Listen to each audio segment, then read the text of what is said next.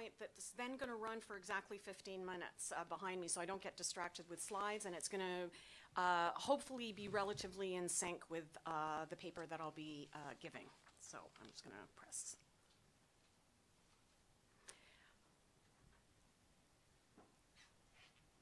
I don't see a timer anywhere, so Alison, if it doesn't change in a minute, will you alert me? In about a minute. 2 minutes. I will tell Should you. should it be going already? Sorry. Sorry. Oh, it's there. Okay, so thank you. Oh, I have a timer there. Perfect. Okay. So I'm going to begin my paper by considering the title of our panel, Archiving Failure, as a way of situating my own ongoing inquiry into archives, unfinished films, and expanded cinema. My co-panelists and I are interested in considering projects that are robust and unrealized, and reflecting on how these different works in progress offer unique forms of insight into creative processes in ways that completed works do not. What we offer then is a way of thinking research creation as a process that yields no definitive object, text, or outcome as such, yet is still productive as a gathering of processes and fragments for observation, reflection, analysis, and insight. It seems evident that there are two ways of thinking about archiving failure. The first one is the one I will be considering today. How can incomplete or unfinished films or projects, which could be considered failures, be productively animated out of the archive in different ways? The second interpretation, which to me is equally interesting, though I will not be considering it here today because of time limitations, is to think of archiving failure as the archiving function having itself failed. In other words, in looking at several expanded cinema projects from the 1960s, notably Joyce Weiland's Bill's Hat, which you'll see a bit of documentation at the end of my slideshow. And also thinking of some multi-screen films from Expo 67, which is my current obsession, we can see how the absence of archiving these complex multimedia projects failed to systematically preserve traces of these events. But this isn't my topic today, although I think it's equally useful to consider how they can be reimagined and come into the present in different forms. Okay, so this isn't going. So I can also go. Sorry, I'm an Apple person, so sorry, it doesn't seem to be. Okay, so I'll just. Okay, so I just push this one? Yeah. Okay, great. Writing in her 2008 essay, Art Failure in Art Papers, Lisa Lefebvre characterized the productivity of failure in relation to several unrealized artworks by individual artists, and in several exhibitions from 2006 and 2007. She would go on to edit the anthology Failure in the Whitechapel MIT book series, but in 2008 she writes, quote, "Failure, when divorced from a defeatist, disappointed, or unsuccessful position, is shifted from being a simply judgmental term. Between the two subjective poles of success and failures lies a space of potentially productive operations. Rather than being a space of mediocrity, failure is required in order to keep a system open and to raise questions rather than answers. Without the doubt that failure ushers in, any situation becomes closed and in danger of being dogmatic." In turning now to analog celluloid film, we might first ask, are unfinished films films? While they are indeed materially composed of film, can unedited images exposed on celluloid, raw exposed footage and their surrounding materials, notes, storyboards, recorded sounds, interviews, even be considered films? Drawing from historian Carolyn Steedman's sense that nothing happens to this stuff in the archive, if we transpose Steedman's subsequent comments to the particularities of film archives, her statement of how stuff just sits there until it is read and used and narrativized would be changed to how film stuff just sits there until it is at least projected and viewed. The technical requirements of film to be physically manipulated and projected means that access to original, often fragile films fragile films is complicated by the imperatives of film archives, which would restrict this handling in the interest of maximizing material preservation of the artifacts themselves. So in working with these materials and ideas over the last 10 years or so, I've devised the concept of posthumous cinema to describe a process of animating unfinished film elements after filmmakers' deaths. It encourages the use, examination, viewing, and analysis of archived film fragments, ancillary documents, and ephemera that would otherwise just sit there in refrigerated vaults. It brings them to projected life. My aspirations are to underline the importance of film archives at a moment when their specialization is being undermined and moratoriums are being placed on collections, and to explore the rich potentialities of unfinished films by offering concrete practices and forms of creative archival animation devised from them. This is particularly significant to consider in a digital environment that can permit duplication from an original film and allow, pending copyright issues, circulation through many different digital platforms. However, for this context and this panel, it is also to value the epistemologies or ways of knowing that unfinished works offer to what we could call research creation. Within our current frames of reference here, how might incomplete or unfinished films or projects, which could be considered failures or failed films, be productively animated out of the archive in different ways? I'm going to introduce 4 examples, but prior to doing this, I just want to quickly mention and name the 2011 film series, The Unfinished Film, which was programmed by Thomas Beard of Light Industry in Brooklyn at the Gladstone Gallery in New York City, which consisted of 39 unfinished films by quite wildly different filmmakers, and also I'd say different interpretation of what constitutes an unfinished film. In my case, I'm quite literally talking about film fragments that are unedited beyond rough assemblies. So from 2006 to 2011, I compiled my late artist father's archives, in particular his film archives from the 1960s, of which one 16mm film, R69, remained unfinished at the time of his death in 2003. This practical research yielded experimentation in an interactive database film entitled Archiving 69, which was created in Korsakov software. And here are some screen grabs that you're seeing right now from that film. And this allowed me to explore and animate multimedia archives in creative ways. Over 100 moving images, sound clips, and paper documents, including sketches and notes, which you've just seen, were made available for viewing and listening through Korsakov, these elements, I think, would otherwise have not remained unseen had I not been able to animate them in this way. Also created in Korsakov as a result of collaborating in a research group with my colleague Matt Soar and myself was experimental filmmaker Marion McMahon's Racing Home, which was never completed by McMahon when she succumbed to cancer in 1996. So here you see the screen grab from the Korsakov film that has a description, and just a quote from my colleague Matt Soar. Revisiting Racing Home created a space for Hoffman to reflect on Marion's original intentions of making the film. The interactive program solved Hoffman's dilemma of trying to pin down and make a fixed ordering of the film from the rough cut and substantial archive that she had left behind. The shifting juxtapositions which Korsakov offers allows for a work that continually suggests new connections and relationships. Hoffman added some sequence from the film he made in response to Marion's death in 2001. It was a film called What These Ashes Wanted, so he incorporated some of those elements in his own Korsakov film. And therefore, Racing Home could stand as a document of her life and an unfinished film.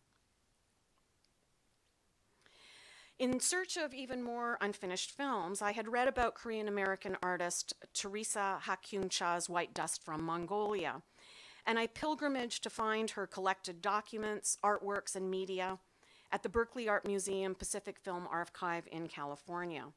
What I discovered was a remarkably rich, complex, and evocative material archive established with a startup donation by Cha's family for a conceptual art study center, as well as an accompanying online archive that was launched in the late 1990s by Richard Reinhardt, who was then at the Berkeley Art Museum. With regard to archival film elements, what exists are storyboards, 30 minutes of raw film footage, and other fragments such as notes, photographs, scripts, grant applications that themselves together are what constitute the unfinished film White Dust from Mongolia.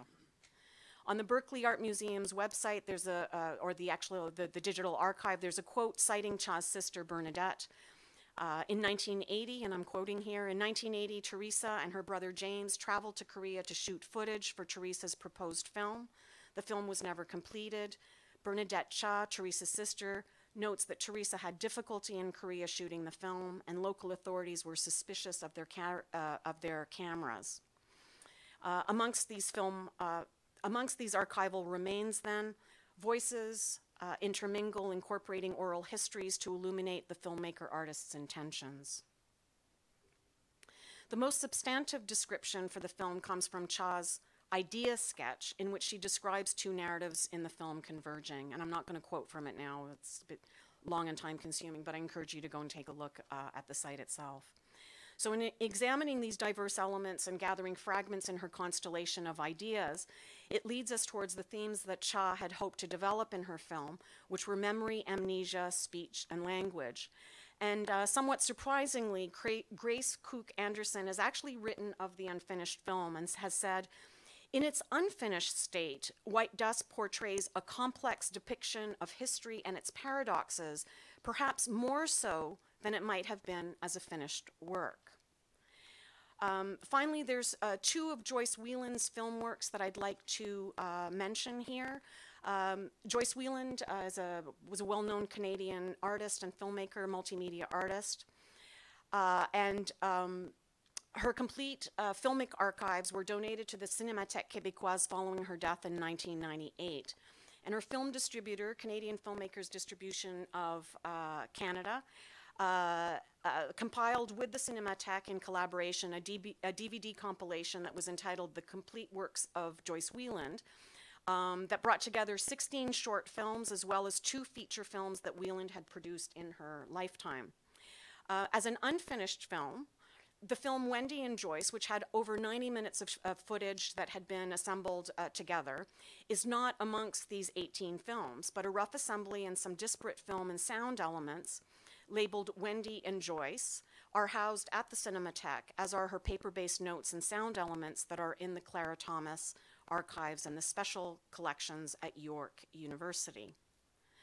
So Wendy and Joyce was a collaboration commenced by Weiland with her friend, film critic Wendy Michener in 1967, the same year that Weiland began another collaboration with filmmaker Hollis Frampton, A&B in Ontario, which she did go on to complete after Frampton's death in 1984.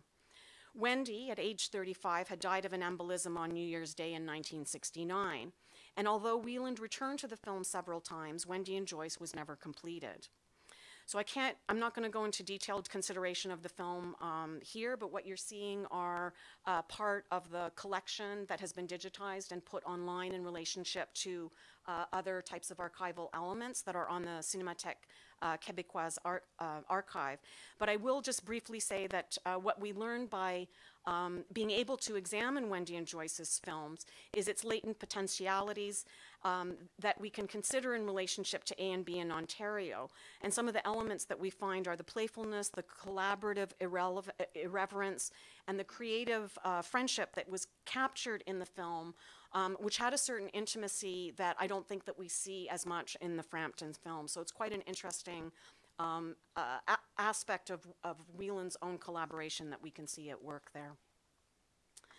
Elsewhere, I have referred to posthumous collaboration as a way of recognizing the affective relationships and connections between people and the material filmic traces of unfinished films. Any posthumous ordering of these traces, fragments, and idea evocations diverge inevitably from an artist's intentions, alternately expanding their creative texts into the present and future through a relation of care and engagement that animates rather than merely classifies and preserves archival materials through archival protocols. This transforms archival collections, especially moving image artifacts, into active, living, and communicative processes. Posthumous cinema is inherently a posthumous collaboration of sorts, a form of communication with a filmmaker across their filmic and extra-filmic elements. It acknowledges the multifaceted nature of the filmmaking process in that it recognizes the extended and clearly defined phases of production, such as planning, shooting film, and recording sound, and also post-production, therefore picture and sound editing, distribution, screening and reception, and all of these elements together that are required to initiate, together to initiate, create, and complete a film. In highlighting the various phases of the filmmaking process, it situates unfinished film in the preliminary phases of planning and initial production. It recognizes that any notion of a final, fixed filmic text in some sense is waylaid or deferred. Posthumous cinema is thereby less a definable genre with an identifiable set of typologies or characteristics than an exploration that permits, as heuristic devices do, a productive process of searching and discovery. As there's no definitive film text that exists in its entirety, we remain playfully suspended in the realm of the extra-cinematic.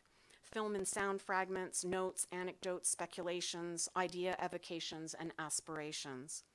These film and sound fragments, illuminated by paper notes in these archives or archives in becoming, spur speculations based on these filmmakers' prior films, the overlaps between them, and the supplementary information that can palpably emerge.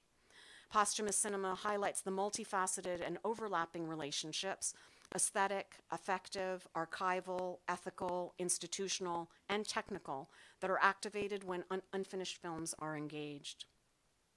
As the possibilities created by digital migration and copies have increased availability, access, and circulation, the practical and conceptual challenges of creating dynamic approaches to archives and archiving, especially of moving images, have flourished.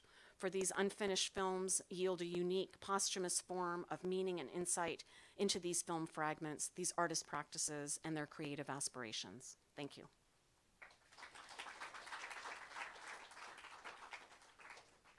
So we move around. Yeah, let's just switch and we'll take questions at the end, so.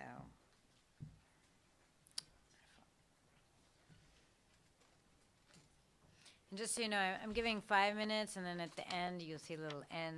Yeah, well, okay. 0, yeah. Or just think of ending, you know. Contemplate. All right. I changed my title. That's great. Let's look what your title was. So then I'll let you present. All right. Awesome. Failure is the theme for the afternoon. Yeah. All right. Thank you all for coming. So yeah, I proposed a paper with the descriptive but slightly boring title, Mechanography. Can everyone hear me? There we go. Mechanography, Film, and Education. And the presentation I'm going to give is one that will return to all 3 of these topics. And I'm going to come back to these 3 topics by talking about a project proposed but never completed, in other words, a failed project, by the Canadian computer scientist John Hart. A proposed but never completed project is one that could be called a failure, and that's why I'm on this panel, not for any other reason. But let us start somewhere slightly differently. There we go. Oh, just a second. There we go. Something has happened to, here we go. All right. Let's start with the idea of feasibility. I pick up on this term because it's one that appears quite frequently in the assessment rubrics of granting organizations. The worthiness of a project for funding is determined based in part on its feasibility. To bring us closer to the theme of this panel, feasibility, simply put, is about the management of failure. In other words, the evaluation of feasibility is one of the sites at which granting agencies and other agencies involved in the business of accounting manage risk. So budgets are another place that this takes place. What is not feasible is that which is likely to fail, and what is likely to fail will definitely not be supported now or in future. I want to begin here because with the discussion of funding, feasibility, and failure, because it is within this context that I think the broader import of John Hart's work in the 1970s achieves its fullest resonance for contemporary researchers working within the unstable matrix where scholarship encounters creation. Hart's work on mechanology, and specifically mechanography, is of interest both on its own merits, but also because of the way it navigated the lines that divide the feasible from the failure. And in the process, perhaps highlights an important, if often underappreciated, mode of thinking about the productivity of intellectual work. So Hart was not a media theorist, properly speaking. He was not even somebody who seems to have anything more than a passing interest in media as a subject of research. So for example, he had read, but never really seemed to deeply engage with the work of someone like his fellow Canadian Marshall Mcluhan. He was a computer scientist by profession, a tinkerer by habit. Born in the small town of Colborne, Ontario, Hart started his career at the University of Western Ontario in the early 1960s. It was a time when, at least at some Canadian universities, departments researching information technology and those parts of the institution that provided information technology support were not divided by as stark a boundary as they are today. In fact, his first position at the university involved both teaching introductory computing science, not computer, but computing science courses to undergraduate students, as well as working on the development of the university's automated payroll system. Yet there's an abiding interest in media, primarily media production, that can be found throughout his work. As a pedagogue, he was interested in exploring ways that media could be introduced into the classroom in order to allow students to understand the complexity of computers as logical systems, beginning as early as the mid-1960s. To this end, he encouraged a new hire, and how do I play a clip on this? I guess I just do that. No. Did I start playing? No. How do you get it to play? To this end, he encouraged a new hire in his department, the still young but recently retired, at least as a filmmaker, avant-garde filmmaker turned mathematician Kiwat Ndudni, to dedicate some of his time to the production of educational films, although the only project completed was this film, The Turing Machine. It doesn't really matter if it doesn't play. All right. He later dedicated significant time to the development of computer interfaces for visually impaired students as one of the founders of the university's computer braille facility. And Ghislain and I have written about this elsewhere. I'll just go forward. Yeah. Oh, it's all right. Don't worry about it. This presentation will not fail. An interesting pioneer in what we now would call something like learning supports, perhaps, Hart's work came to my attention and our attention, Ghislain and I's, not only as a result of these contributions. He is perhaps more widely known for his interest in philosophical approaches to technology, one that he maintained throughout his career. As he built the computer science department at Western, Hart's interest in developing an inclusive approach to emergent technology expanded to include an engagement with contemporary philosophies.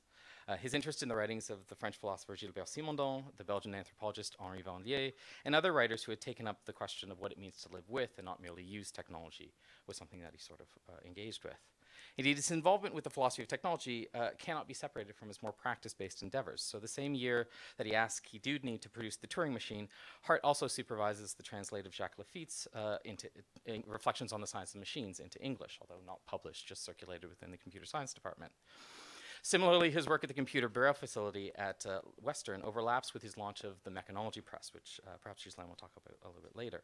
And it was under the rubric of the same project that this led to the translation of the first part of Simondon's On the Mode of Existence of Technical Objects, which coincided with the opening of the Mechanology Center, which I'll be discussing in a few minutes. Hart, who died in 2000, didn't keep really any records, and his family has destroyed those that he did. So the material that we have been working with is fragmentary and not always clear. Yet at the center of Hart's interest in both the philosophy and practice of technics was a sustained commitment to what he described, borrowing language from his friend and colleague Jean Lemoine, about whom Ghislain will speak more, was a renewal of humanist philosophy around a worldview that would include machines rather than position them as hostile and alien objects. Now, evidence of this project or his broader intellectual work can be seen in the handful of texts that he did write over the course of his career, and there's really only two that seem to exist. But it is also possible to see this as part of a broader engagement with media production as well. So, for example, in a cassette recording found in the archives of London, Ontario painter Greg Curnow, we hear Hart, along with Curnow and his collaborator Murray Favreau, interviewing a man named Fred Dicey, a local man who had invented, quote, a lightning-powered car, end quote. The interview consists mostly of Hart prompting Dicey to describe the process he uses for inventing. The process that Hart comes to articulate at the end of the interview, explaining his motivations to the younger artists accompanying him, and the slightly bewildered Dicey, who doesn't really seem to know what the interview is about at any point, is his desire to think about the importance of technology outside of the university and outside of the places we are used to thinking about such things. And even though the tape was meant to initially be included as one of the media complements for his introductory computer science courses. Now, I'd like to conclude this survey by focusing on the project that he worked on that occupied most of his time in the 1970s, the establishment of the Mechanology Center in the town of Zurich, Ontario. So, along with a series of proposed translations, the above-mentioned text by Simondon and Lafitte, as well as a proposed but never completed translation of Gerhard Schroeder's Philosophy of Techniques. The goal of the center was to study the place of technologies in the life of a small community, in this case Zurich, Ontario, a population of about 800 people over the past 100 years. He saw this as a project that drew upon the systemic logics of cybernetics, but deviated in terms of the use of technology in terms of displacing these out of sort of high-tech spaces and looking at primarily in a rural context. The research would culminate in what Hart described as a mechanography, although he uses the term interchangeably with mechanology, of Hay Township, which is where Zurich is located. The term mechanography isn't really fully explained by Hart, but it seems to be his understanding that mechanography is what a mechanologist would produce through their work. It's linked to industrial archaeology, but with an expanded attention to the development of machines within their own technical milieu, again, sort of borrowing a language from Gilbert Simondon. The project had two components, the first of which involved an empirical study of technology in the area, drawing on existing documentary material, and the second part involved the hiring of a group of students from local high schools to conduct interviews, essentially oral histories, with older residents of the town regarding their experience with technology over the course of their lives. The final stage of the project was the production of a series of media related to the various findings that they had collected. This would include the production of a film about machines in the area, as well as the creation of a computer network that would store and analyze data. Much of Hart's, this is just a map of, and I can, anyway, let me just read what I wrote.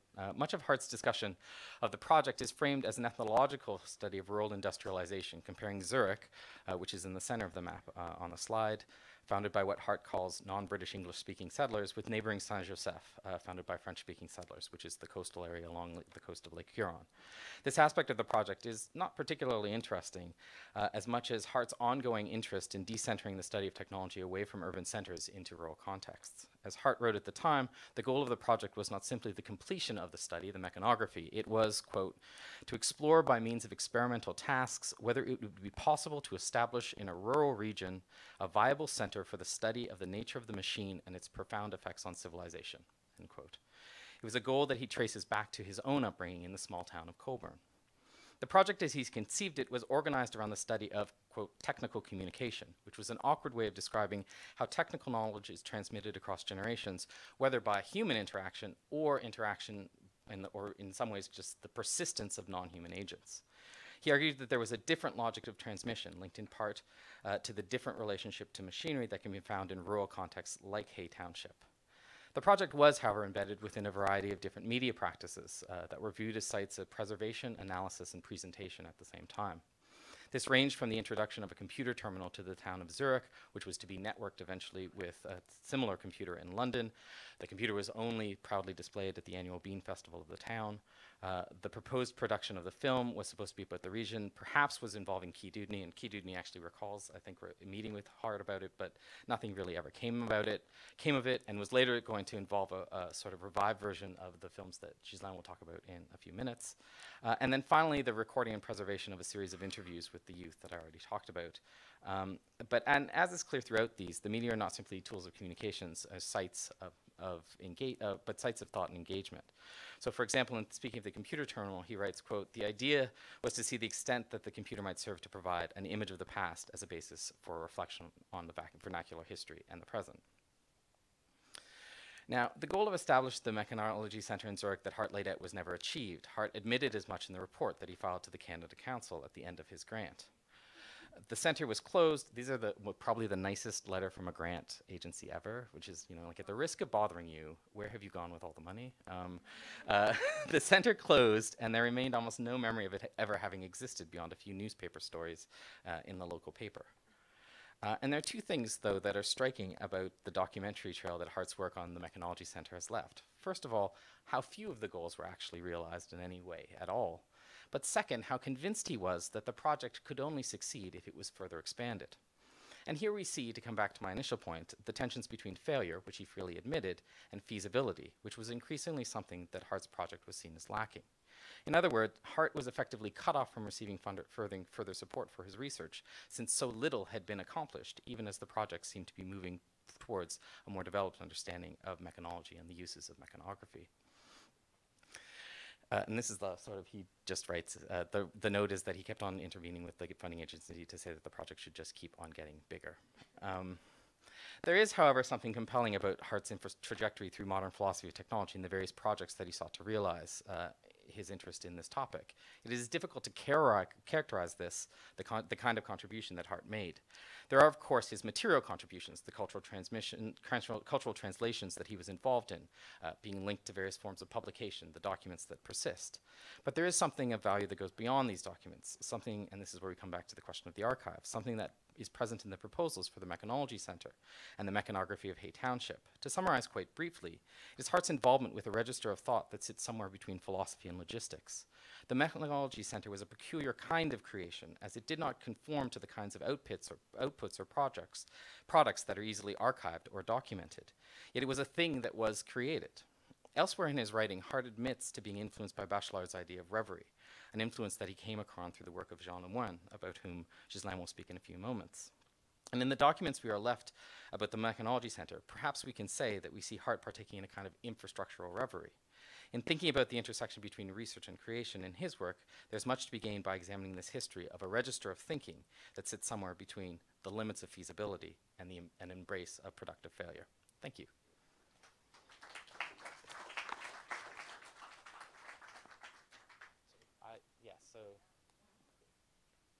Emily. All right. You have to Yeah, I think that's into the light.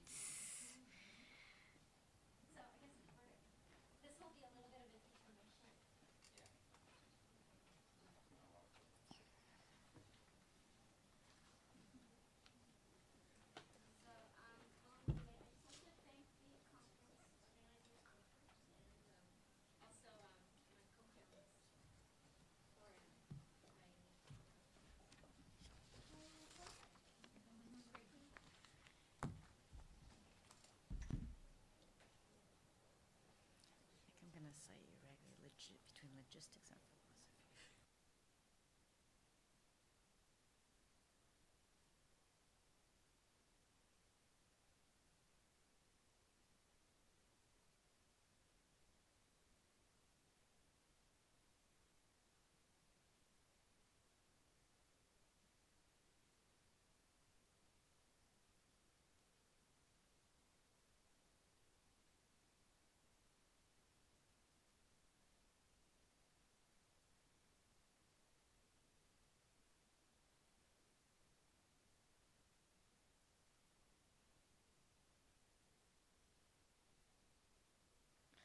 So I'm actually going to be talking about finished films. However, I'm thinking about these finished works as the beginnings of a project that's basically abandoned. So it's another kind of failure. And the films I'll be talking about are the recently restored stereoscopic short films produced by the National Film Board in 1951 and 52. And I'm just going to start with some clips. There's a bit of sound, so I'm going to just talk over it. It's instrumental. I generally don't subscribe to this, but whatever. So hopefully they'll play. And they're not stereoscopic, but they are side by side, so if you cross your eyes, maybe you can get a 3D effect. Probably not. So one of the central critiques, contemporary critiques of humanism, aims at revealing and subverting its bias for text. This critique has been preparing for at least half a century now, and several intellectual projects have paved the way towards rethinking this articulation between human culture on the one hand and science and technology on the other.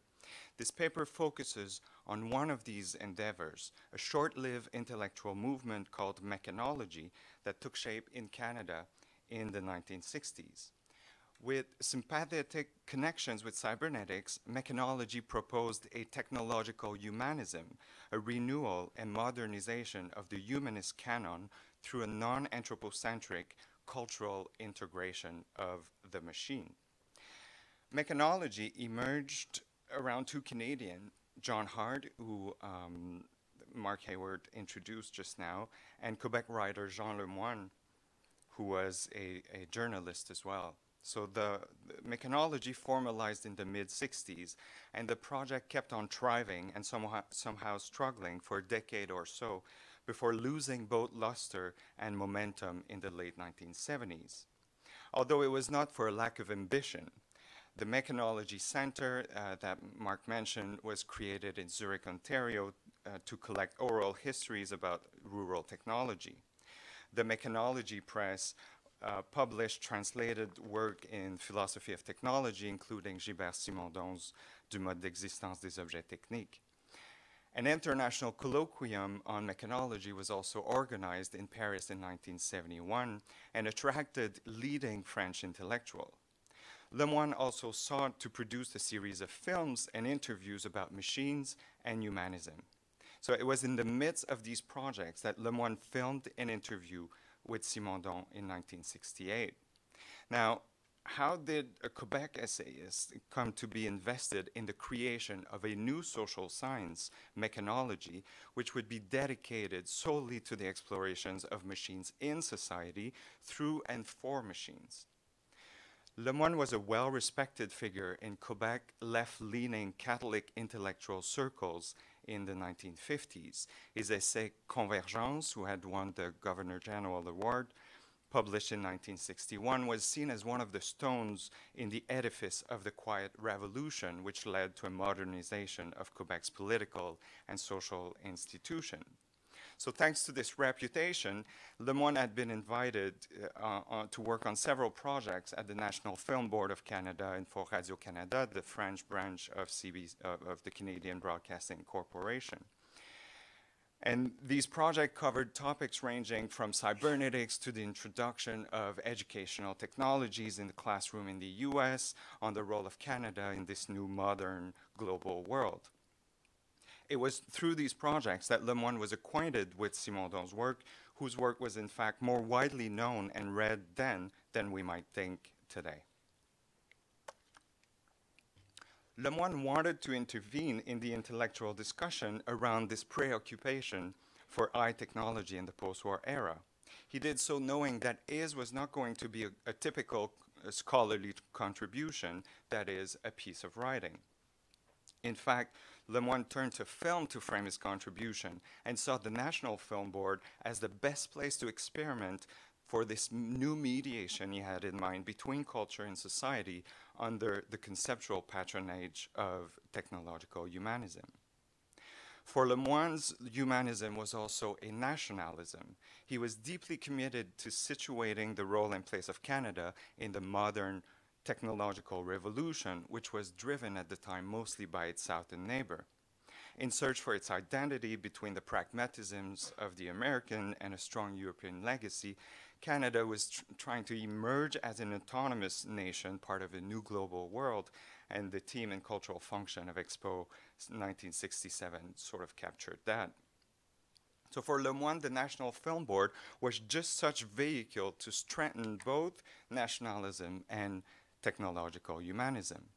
In his words, it was the NFB's social mission to, by way of cinema, act as a conscience of our circumstances, end of quote.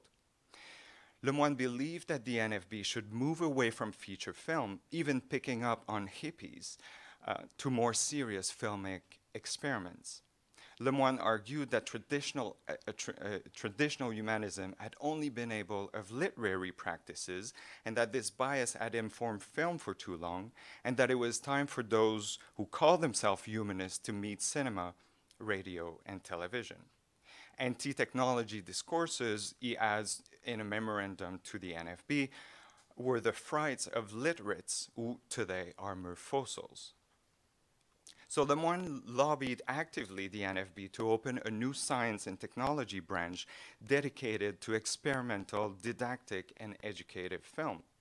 We must make our own the spirit of cybernetics, he writes, and saw in Simondon's work an exemplary type of mediation that the NFB should embrace fully as an institution towards the modernization of Canada. In July 1968, Lemoine traveled to France for one of the now famous Hysteresis cultural Center colloquia. This one was entitled Canada on the Brink of Abundance, where Lemoine spoke at length about the challenges of the Canadian identity in this new global world. Shortly after Sérésie, he visited Simondon and his wife in Loire, and there he conducted and filmed an interview called an entretien on mechanology. Now, film interviews with scholars were not particularly widespread at the time, but they were not utterly experimental neither. They even seemed to form a sort of filmic genre in France at the time. Gaston Bachelard was filmed by Jean-Claude Bringuier in 1961, who later supplemented the shots with testimony from former students Michel Foucault and Georges Canguilhem. Simondon himself had participated to an educational television series called The Point on Technology in 1967. A resolutely, and now I won't try to put the video, but you see Roland Barthes smoking for a really long shot. So a resolutely smoking Roland Barthes was interviewed when Le Plaisir du Texte was published in 1971. All of these interviews sort of share similar grammar. They're black and white, for many of these were made for television with an off-screen voice for the interviewer. The interviewee is set in a casual context, usually sitting at a desk in their homes or offices. Rooms are either full of books or, in this case, of secondary smoke. And the editing style is very slow. The construction of this sort of scientific imaginary could sometimes be very literal. And now I won't try it again, but the introduction of an interview with André Leroy-Gourand, who's now widely cited in media studies for his work on anthropogenesis, is extremely long and yeah, so that's it. So André Leroy-Gourand's interview from 1971 called The Human Adventure was also part of that sort of filming genre. So for some public intellectuals like Foucault, these interventions in the mass media were a form of political commitment in the context of the French civil unrest of the 1960s. At the very least, as Tamara Chaplin documents in her study of French philosophy on television, these interviews were the results of the French network's commitment to bringing eye culture to the masses. A particular moment, thus, in French intellectual history when philosophers descended from the ivory tower. A weekly television programming magazine was even stunned that Bachelard was cooking his own meal. So the intimacy of the home had certainly contributed to creating a new image for intellectuals. Lemoine, who was a fervent admirer of Bachelard, and in all likelihood, he knew about the filmed interview from 1961. In any case, when he uses a certain grammar to shoot this interview with Simondon, it is reflected in the same type of tradition that we saw in France at the time. So you have here Simondon, who's filmed in black and white, at his home in his apartment with a white background, and he's overlooking large window panels that reflected in his glasses throughout the interview. Now, I will try to play this, but the camera zooms in and out, and I guess that this was Simondon's way of demonstrating some of his theories. He would pick objects from his apartment to sort of show to Lemoine what he meant. On the cultural integration of machines, when asked, Simondon explained that the problem with modern societies was not that they were too technical, but that they were poorly technical, mainly because new techniques and technologies continue, he said, to be evaluated and judged according to outdated criteria. Designers are forced, he added, to disguise the technical essence of machines with artifices to meet the demand of users whose representation of technology are lagging attached to previous objects.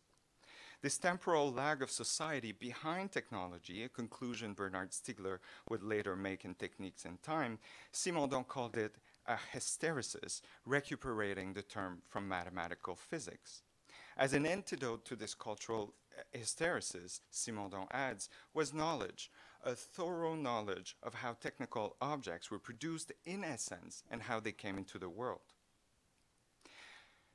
And so what you have here is a transcription of the interview with Simondon's annotation. Now, back to this question of technical knowledge, this was precisely where Simondon and Lemoine's humanisms coincided. Lemoine's film on wheels that he had planned for the NFB was precisely such a tentative to visually display the technical essence of machines. So in the storyboard, and the films were never produced, in the storyboards that he pitched to the NFB, he envisioned a series of short films, 20 to 30 minutes long, in color, with absolutely no commentary, no text, no music, but the sound of the machines themselves. So the wheels squeaking and turning, or other types of machines. So technically, from a filmic perspective, from a filmmaking perspective, this project was a challenge for Lemoine. To be understood, the essence of the machine needed to be displayed through different modes of existence, as Simondon had called them, in time and not in space. So visually, it was difficult for him to do this. So during the interview, he pushed Simondon on this question at various moments. And so he asked the question, if I start with the wheel, meaning if I start shooting with the wheel, then soon enough I'm facing the gears and then the pulleys and the chains, and then the wheel become motorized, and then the motor itself. And this is where the difficulty lies, meaning to Simondon, the difficulty in me as a filmmaker to actually shoot this technical essence. Simondon, however, didn't seem to pick up the question from a filmmaking perspective and answered in a more philosophical way, and Lemoine sort of let go trying at some point. Knowing the considerable enthusiasm Simondon had towards technical drawings and their encyclopedic power, this could indeed have been a rich discussion. So here you have some of the sketches and drawings that Simondon was fond of. Upon his return in Canada that year, the entire project, including many of the projects on mechanology, was altered by the National Film Board. The head of the French NFB resigned, soon followed by Lemoine himself, who joined the team of counselor at newly elected Pierre-Elliott Trudeau's office in Ottawa. It was from the office of the Prime Minister that Lemoine will write to Simondon a year later, informing him that all projects had aborted. He bitterly laughed that more ladies than alternatives would be stripped on screen, and resigned himself that it was the cinéma d'auteur that had won that battle. A friend of Lemoine, who was a professor at the University of Quebec in Montreal, where we are, André Belleau, told his friend that it was a pity that the films, including the film interview, but also the trilogy of films on machines, the squeaking ones, could not have been made. If only in the domain of aesthetics, he wrote, your film would have been an innovation. Suffice to look at Kubrick's Odyssey 2001 to understand that human reason coupled with technology can burst into a radiant beauty. And then he lamented with Lemoine against the antediluvian and their slow zooms on quiet gulls. The Simondon film rolls left the NFB that year and were sent to the Office du Film du Québec, where they remained collecting dust until a doctoral student from Montreal and a friend discovered, digitized, and uploaded the entretien on YouTube in 2009. The failure of the film to be produced and later released can be explained from different levels, institutional, cultural, and personal. However, despite the reasons for its unsuccess, the filming of Simondon remains a trace of the richness of the intellectual ferment that paved the way in many regards to all those paradigms, and many of which are contemporary, that have been trying to articulate a mediation between culture, technology, and science. And for Lemoine, the failure was a clear evidence that the NFB had missed the boat to modernity, a cruel, perhaps, demonstration of what Simondon really meant by cultural hysteresis. Thank you.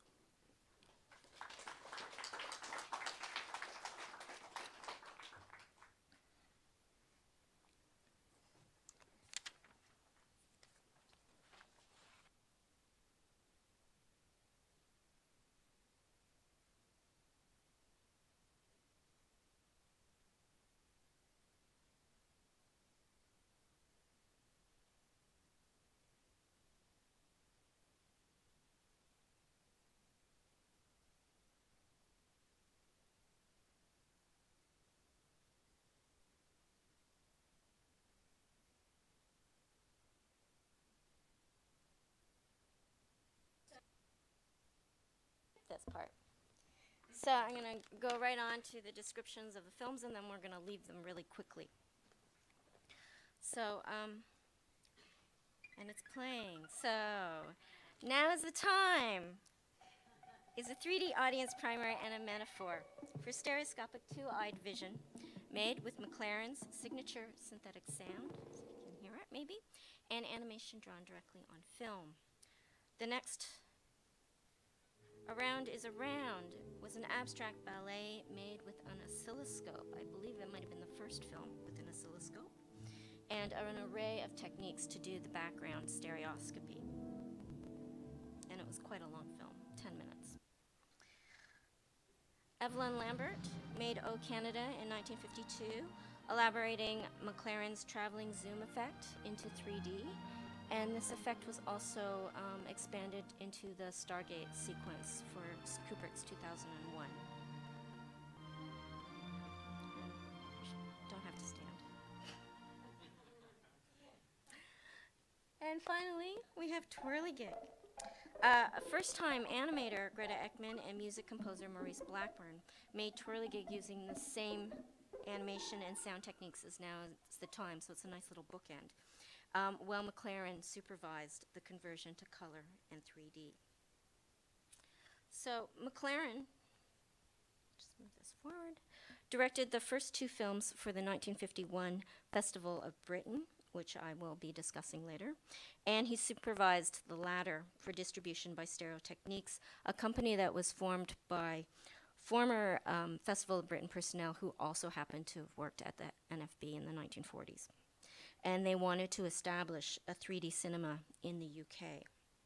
So all four films were fully funded, finished on time and on budget, which is kind of incredible and not really a failure. They enjoyed relatively broad distribution upon release, sold out screenings, and critical success. And notably, two women, director Evelyn Lambert and newcomer Greta Ekman, played leading artistic and technical roles.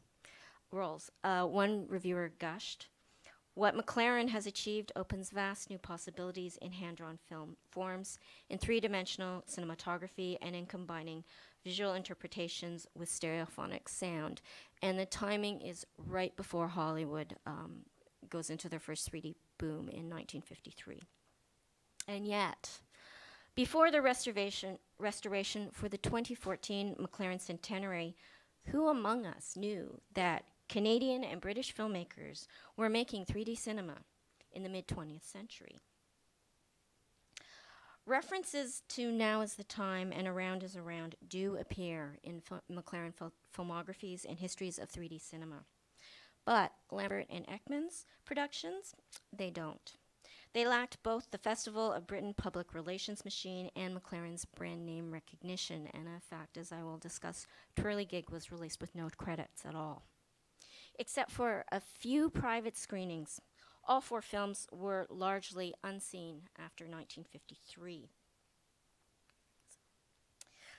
There were technical and economic challenges to exhibition and distribution, and moreover, their preservation was exacerbated by the uneven degradation of stereo pairs, which made them increasingly unwatchable. So even if someone did go to the trouble of synchronizing 35 millimeter projectors, like there'd be shrinkage and discoloration, which would give serious eye strain. So these challenges are endemic to all 3D cinema, especially before the digital era. So despite their initial success, the NFB and McLaren discontinued all stereoscopic research, distribution, and production for decades afterwards. So they didn't even return to it until the 1970s. The four films languished, deteriorating in the archive, and one actually, Twirly Gig, disappeared. A fear expressed mid-project had come to pass. In February 1952, British distributor Jack Ralph, who was also a former NFB employee, wrote, "What I am most afraid of is that unless you in Canada, and we over here in Britain, move fairly quickly, the big boys in America will move in before we have had a chance to establish our own position." And the project that had kind of spooked Ralph would actually become a top grossing Hollywood movie and eventually launch the first 3D boom. But of course, the craze was was huge, but it was over within a year, but not before subsuming all of the other attempts at that area at that time. So let's consider what the project produced beyond the films themselves and look at their archives. So there are memoranda, technical notes, personal correspondence, reports, news clippings, and other documents found in NFB files and in McLaren's native Scotland, primarily in accessions donated by friends and family to the Sterling Archive and the National Library of Scotland, which point to the two areas that I'm going to discuss, but really briefly. The first is research creation, and the second is governmentality, and this is something I'm just starting to work through, but significantly through the records of Canada's Red Scare that are found in the production files. So I'm going to start with research creation. The 3D project was a collaboration that was led by Norman McLaren and Raymond Spottiswoode, who were both recruited by the NFB by Canada's first film commissioner, John Grierson, to establish filmmaking in Canada. McLaren in animation and Spottiswoode in technical services. In the 1940s, both filmmakers developed an interest, maybe even a passion in stereoscopy, but it was really a hobby for them. So here's one of McLaren's hand-drawn stereo pairs from 1944. And this is the Spottiswoodes at home in Ottawa in 45, making a 3D rig from a Mechanography set. Yet Spottiswoode and McLaren began their collaborative pursuit of 3D cinema only once they were an ocean apart and working for different agencies. So they didn't do it when they were living near each other. In 1950, Spottiswoode joined the British Film Institute to develop a stereoscopic program for the 1951 Festival of Britain, and then recruited the NFB into the project. So the Festival of Britain was designed to boost post-war morale, and there was a forward-looking set of exhibitions, events, and special projects, which were meant to reveal a brighter future to the people of Britain who were still trying to recover from the war. In the words of MP Herbert Morrison, it was a chance to, quote, let the dog see the rabbit. So the festival, so film was a big part of this, and the festival's purpose-built telekinema featured television, stereoscopic cinema, and multi-channel sound, as well as it was a recording and mixing studio and television production studio. These were all relatively new technologies which were rarely encountered in daily life. So in addition to the 70-minute program, technology was itself on display with a centralized control room that was encased in glass. Selling out every one of its screenings, so about 488,000 tickets were sold in a single summer. The telekinema program responded, if indirectly, to a challenge posed by Sergei Eisenstein, the Russian filmmaker. In 1949, Eisenstein criticized the bourgeois West's disinterest in stereoscopic cinema, especially in comparison to Soviet research. And there were reports of a Soviet stereoscopic cinema that didn't require glasses, although very few people actually got to see it. Eisenstein did. He wasn't really impressed, but that's beside the point. Eisenstein wasn't wrong, because the Festival of Britain filmmakers had to invent 3D cinema from scratch. Spottiswoode worked with filmmakers and his mathematician brother in England to develop 3D cameras and cinematography. McLaren and his colleagues at the NFB explored the use of 2D animation techniques, processes, and equipment. Operating with the logic of fabrication rather than mechanically indexed or recorded phenomenon, the films would incorporate synthetic depth, synthetic movement, synthetic sound, and even synthetic color, which, except for O Canada, was generated from black and white film using the additive 3-step color system and an optical printer. So it's quite complex. The constraints were intentional, so they didn't film puppets. They were designed to counter assumptions that, quote, the third dimension was only another chain designed to anchor the film even more firmly to the barren ground of actuality. Weekly correspondence between McLaren and Spottiswoode details information exchanged about projection setups, screen tests, stereoscopic math, techniques to create stereoscopic parallax, which is the lateral shift between views that creates a sensation of depth, their imagined audience response, and concerns about content.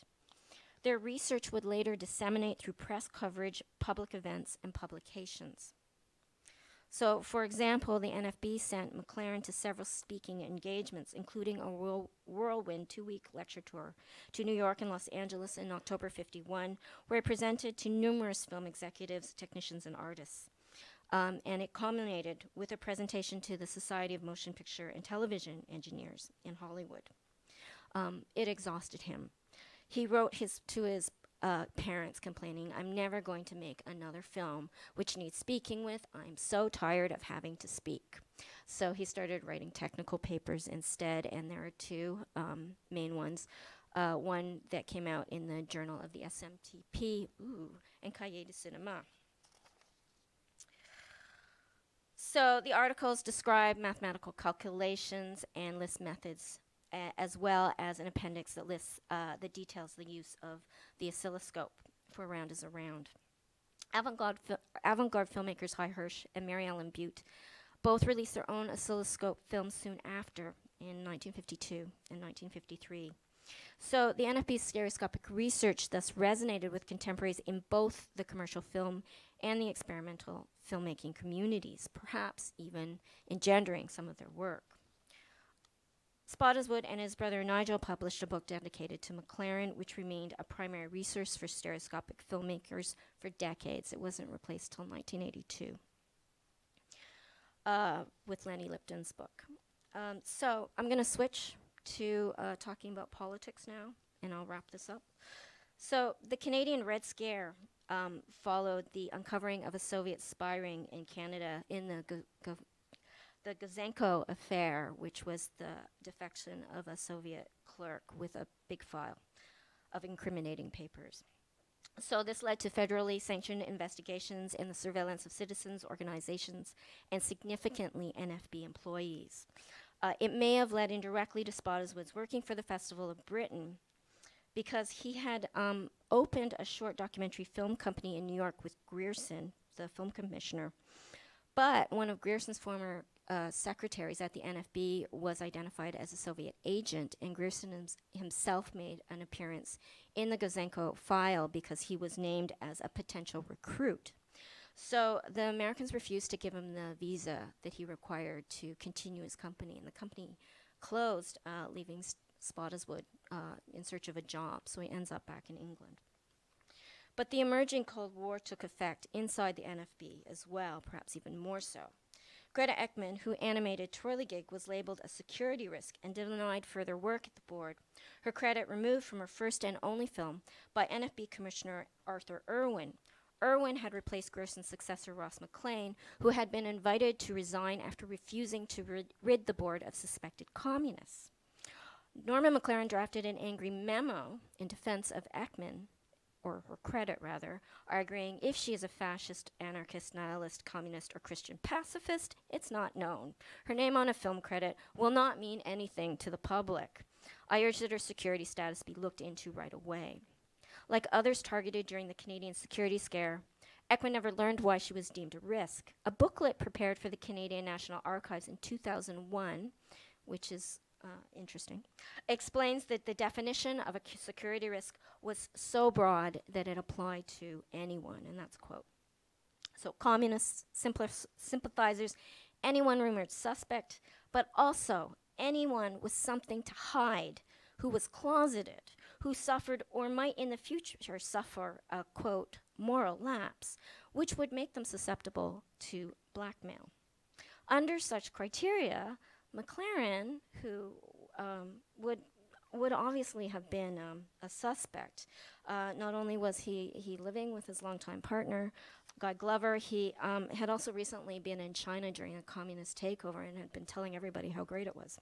So while the RCMP named 36 NFB employees as potential security risks, only 3, all identified as communists through past associations, were actually fired under Irwin's watch, but we don't know the number of resignations, like Mcluhan's, or unrenewed short-term contracts, in other words, soft dismissals, like Ekman's. McLaren's defense of Ekman, documented in the Twirly Gig production files and in a letter to his parents, offers us the only contemporary written evidence of what was going on, so there are some oral histories. As protest against Ekman's treatment, McLaren and composer Maurice Blackburn had their credits removed and insisted on their anonymity. Ekman never saw Twirly Gig completed, and she never made another animated film, and I'm wrapping. The film, meanwhile, disappeared. Lacking a version of the film with sound or color, the restoration team began a painstaking recreation in 2012-2013, just before my research started. And yet, alongside McLaren's protest memos, the Twirly Gig production file contained clues to the original's location. Copies of memos from the NFB to London demanding the film's return had no replies. And so the film was forgotten and then found in the BFI catalog through an online search, actually. The news at first upset the restoration team, but the surprise then became a welcomed one. The repatriated negatives not only had the original credits, which had been cut, the sophistication of the film was well beyond imagination. As the NFB's final attempt at stereoscopic animation in the 50s, Twirly Gig exhibits the very limits of stereoscopic depth, masterfully enhanced by simulated depth of field effects and animated shifts and parallax, none of which appear in the other films. It is a significant restoration of both research and reputation, and a happy retrieval from the archive of failure. So, thanks.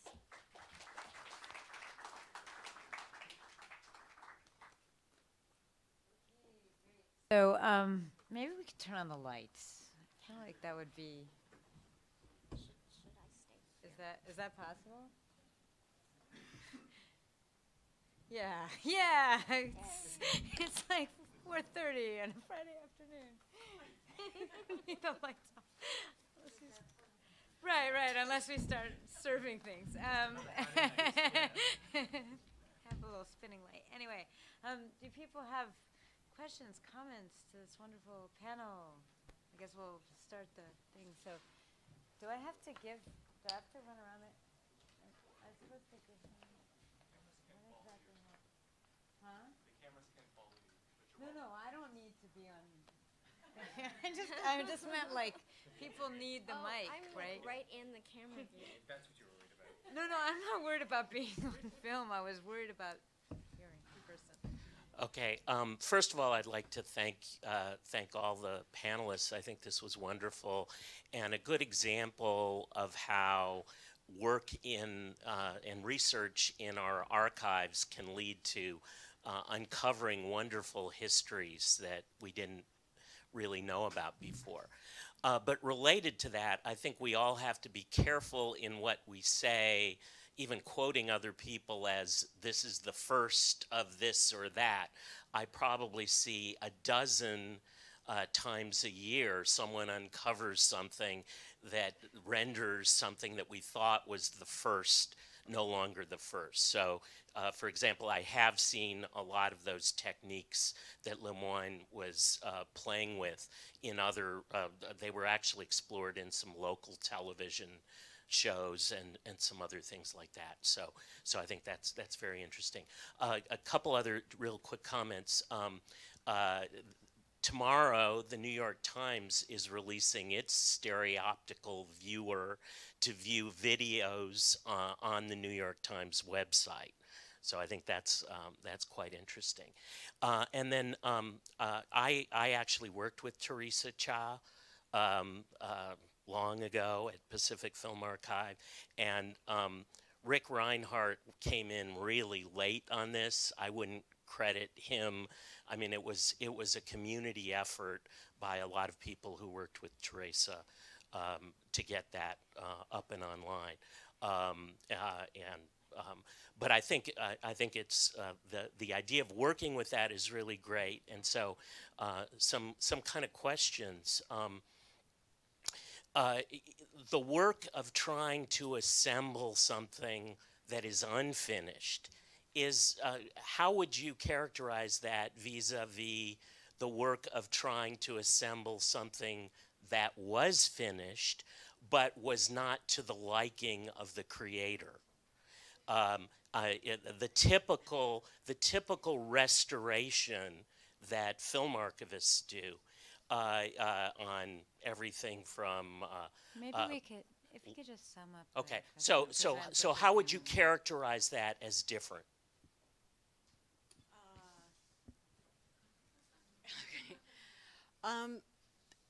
Thanks for your comments and for your question as well, especially the clarification around Teresa Cha. It's much appreciated. I think maybe the focus on Richard Reinhardt was because he's published in relationship to the online archive that exists at the Berkeley Art Museum. He's made several publications and also contributed a number of papers to elaborating how that collection ended up online and was a test case for Berkeley Art Museum as one of 5 of their collections. With regards to your question,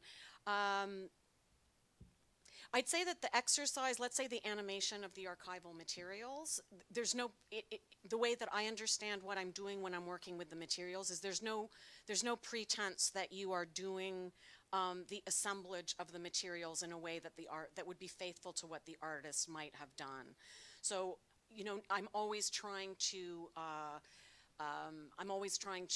maintain that sense of the gaps in completion that are happening. And I'll give just one example, which is based on the first film that I talked about, which was R69. I have to admit that it actually was a very easy project because it was my father's archive. I had full reign and permissions to do anything I wanted with it. And subsequently learned after that that the issues of permissions and copyright are pretty major when it comes to working with an archive, reproducing any materials, and especially if you're in digital, working in a digital format that might be online, there are just major issues in animating archival materials. I'm currently working on a fairly large project on Expo 67, and we have legal counsel that is specifically doing just that, and we get event by event type of permissions. We don't have any blanket permissions. But the example that I would give from that is one way of doing what I did with that is there was a rough assembly that existed, but just 4 hours of sound materials. And so what I did is I invited other people to come in and work with the archival materials to produce different versions. So it was clear in the final representation that it's a interpretation of the archival materials where you can still get access to them, but they're always mediated through another artist or sound artist in that case that was animating it. So there's never a kind of sense of completion. I was always trying to maintain that unfinished aspect. Just the other part of your question with regards to, you know, what happens if something is restored or that the original was not to the desire of the, okay. For example, or Lost Horizon, doesn't, I mean, all of our restorations of film, the big ones, are basically trying to restore to what the director really wanted, right. rather than to what the studio wanted. Yeah. Again, one quick example that I would just give from Expo 67 is in working with Expanded Cinema, we're finding film reels that were in these architectures or theaters that we can't reconstruct. So you'll find the 11 film reels, but then you have to build a rotating theater, a rotating audience in the middle of it. So all you can do is a kind of approximation. Luckily, maybe we could take a few more. I'm sorry. Yeah, no, that's okay. Yeah, take a few more questions. Sure. Okay. Maybe we can talk after. No, I feel like I'm being like the fascist moderator here, but you know, unfortunately. Yeah, thanks to all of you. That was a really fascinating panel. Mark, your project and presentation is really interesting to me as an alumnus of the Faculty of Information and Media Studies program at Western, where I don't think anyone has heard of John Hart. So my first question is just out of curiosity, where did you come across him? And then my real question is, London's not that far from Otterville, so I'm wondering if, you mentioned that John Hart had engaged with Marshall McLuhan's work, but is there any engagement with Innes? Because there seems to be like conceptual resonance in terms of the emphasis over, or the emphasis on margins over centers, and then methodologically in terms of logistics and infrastructure? I'm not going to look at you for this answer. That's a great question. So the first, to the first part about Innes, there isn't, to my knowledge, Ghislain, to really knowledge of Innes, there is of Mcluhan simply because by that point Mcluhan was sort of a pop figure in Canadian culture and therefore was sort of known by all. In terms of coming across Hart, it really was sort of tracing together two things, which was, first of all, the circulation of the translation of the Simondon text, but then second of all, the introduction to the French republication of Simondon's On the Mode of Existence of Technical Objects that comes out in 1992 or 3, is written by Jean Hart, right? And which is relatively strange given the decidedly closed nature of certain aspects of French intellectual culture, that you would have this basically unknown Anglophone write an introduction for a French philosophical text. The postface is written by Stiegler, right? And so there's this strange thing. And so I was like, well, who is this? And then started looking through that and found that the Canadian Cultural Centre had the documents that Ghislain cited, the mechanology conferences. So very little of it had to do with archives in Canada. And so to then trace this back, and then by the time you get to Western, there's very little actually recollection of it. And if you go to places like Zurich, sad thing about it, like so many small towns across Canada, is there's very little of Zurich left, right? So there's very little of the archives of that town there. So yeah, thanks. Any other questions? Well, maybe I'll take the moderate. Is there anyone else who? Sorry. Monika, very, very compelling paper. And I think it has applicability to a major filmmaker who's produced so many fragments deemed failures that people are trying to put together now. And I've worked with his archive, Orson Welles. Just an amazing number of experiments that went nowhere, maybe not. And I'd definitely like to have a copy of your paper and circulate it to my little network of Welles aficionados. Okay.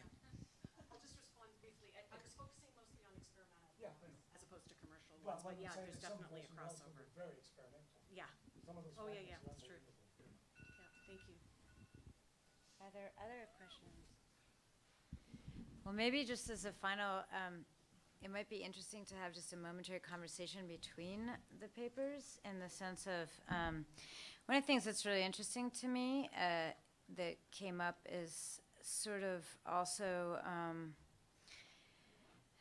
resistances to failure, or why the language of failure, for starters, perseveres, and if that's the language you want to use in the work that you're doing, and the other question for me is also always about, like, what is the relationship, like, what is it that, how do you think about or build into, and particularly, I guess, for all these projects that are kind of doing recovery of history or doing histories of machine, it's sort of, like, sort of what reflexivity do you build into your project in the sense of the question of translation and the fact, like, is it that, is there some feature, this just discovering stuff, right? Is, you know, you talked a lot about remaking it, so I was wondering if all of you could talk about also, like, strategies around re-narrating, or, you know, when do you feel the failure is over? I mean,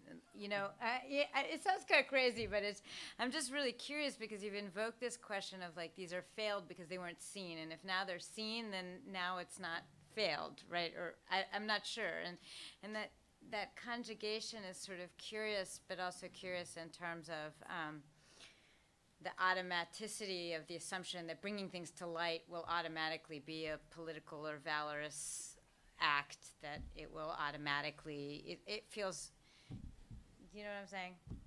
Like, is it kind of an enlightenment thing? I don't know. Well, in the case of the filmed interviews with scholars, the interesting thing is that they are finished in a sense, even if they are not seen, because unlike a fiction where you shoot different scenes and edit them and put them together, the interview with a scholar or an intellectual takes place from minute 0 to minute 60, and it is usually shown in this way. So the Simondon filmed interview is not necessarily unfinished in a sense. It exists and it's sitting there. In terms of its circulation, I don't think, or its quality of being a failure, I think is mostly, in this case, from the filmmaker himself, that was disappointed in not being able to show this film in class and not being able to take the NFB where you wanted it to take. So I didn't know that he had produced the films on machines. We've been looking for them for a number of years now. So it's not so much us as researchers that will say this is unfinished, but it's 10 years of them complaining about their situation being so difficult for not having the network of distribution of their work. I'm just curious about the iterative relationship to the machine, like to what you're trying to do with situating the machine. Like if the medium of the cinema, if something is happening there with this genre that is helping you think what is the intention, what forms of historicizing the machine is happening through this medium. You know, is there something happening? That's why I think sort of the work with Keith Dewdney is so interesting, right? Because like his films, his experimental films really do engage with the mechanics of the film apparatus. And I think that in some ways that is a conversation that seemed to never occur between, like what's amazing about everything that we look at is that it's the lack of, so you raised reflexivity in terms of our work, but the absence of reflexivity about precisely these sort of quasi-mist encounters, right? So the ways in which, you know, Hart he's working with Dewdney, but doesn't seem, and Dewdney has no recollections of ever having discussed his avant-garde films with Hart, right? And there's this strange series of missed encounters, right? And so I think that in terms of that, I think, you know, that is in some ways why the project can't or never needs to be reread, because the most interesting part of it remains sort of dispersed across these administrative documents in a way. And the one thing I want to say to the question before about, you know, sort of how these are failures is like part of this is so much guided by the sort of institutional structures. Like I was thinking of Alison's, you know, paper, which is great, right? You know, it's all in the NFB, right? And the extent to which these sorts of structures that are institutional administrative structures that have particular structures and ways of assessing success and failure, which are not, you know, coming back to Wells, not commercial means of assessing success and failure, but produce all sorts of documentation about not succeeding, right? Which I think is a relatively rare archival site, and something that I think, you know, as Canadian researchers means you're sort of blessed by the proliferation of documentation of all the reasons why what you did is not good enough, as anyone who's ever applied for a SSHRC grant will know, right? Like you hear back, and that this is documented, right? And failure is completely documented. I think that that's an interesting quirk of failure, right? In a governmental culture, right? So I actually don't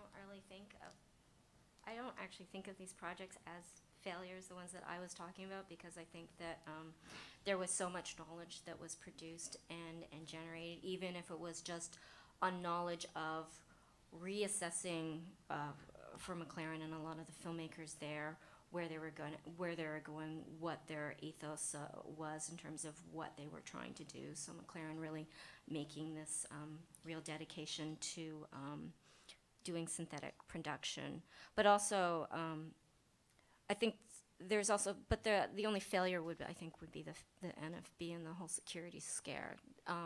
That's obviously an incredible failing to destroy somebody's life, but because she was right. So that was devastating for her. But on the other hand, McLaren, and I'm not really sure. So I don't think it's a cause and effect thing, but it's quite interesting because it demonstrates what's in the air. And McLaren goes on to do Neighbors, which is the film that he's most proud of, which directly deals with Cold War and conflict. So I think that's quite interesting. But the thing about documentation is quite interesting too, because it's not so much that the film board documents failure, but in this case, it actually documents that case.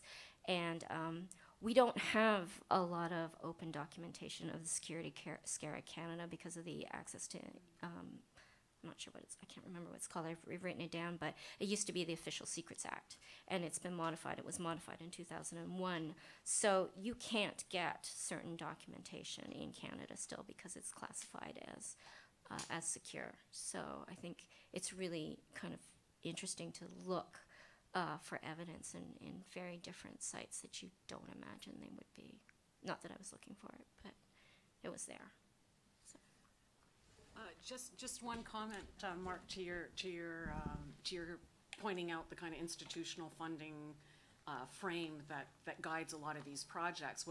It's interesting that it's an exploration grant from the Canada Council, because that was probably that one, little window of time in the Canada Council where that grant was supposed to be a kind of open-ended exploratory process, as opposed to the kind of hardline deliverables that are asked for now and that you're asked to itemize. So anyway, yeah, no longer exists, right? There seems to be one more question. Yeah, this question, I guess, is directed largely at Ghislain. You quoted someone reflecting on the film, and you said that they claimed that the film would have been an aesthetic innovation. Yeah. And I think this brings in the topic of failure. I guess one thing that I'm wondering from your perspective or from Mark's perspective is what might that aesthetic innovation have been?